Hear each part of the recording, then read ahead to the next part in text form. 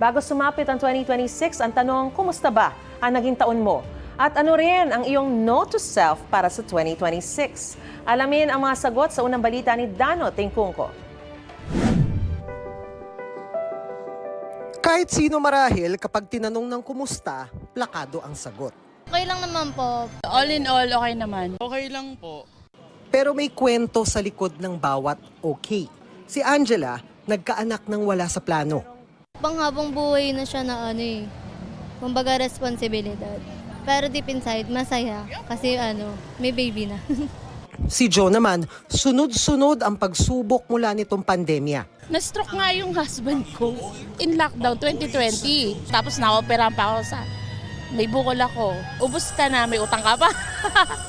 Siya na raw ang nagtaguyod sa kanilang pamilya. Ngayon, napagtapos na niya ang isa sa dalawang anak. Si Flinky, proud na nag-back to school. Nakabalik ako sa studies ko this year. Ayan. And for the first semester naman, naipasa ko lahat ng subjects ko. Pero puno rin ng tinik ang mga dinanas niya ngayong taon. Na-scam ako. Ilang beses ako na ospital. Yeah. May hypertension kasi ako and then asthma. Ang bubog naman ng college student na si Chad, hindi siya qualified maging magna cum laude. Kabibigay lang po kasi ng gradings namin. And nakakuha po ako ng flat dos. Dalawa po. Hindi na po siya pwede maging laude. Ang 2025 nila hitik sa mga pagsubok. Ano kayang masasabi nila sa kanilang younger self? Enjoyin mo pa yung pagkabata mo. Forward lang. Yung sabihin, tuloy-tuloy, huwag kang ihinto. Kasi pagdating sa dulo, nandun yung finish line, andun yung goal.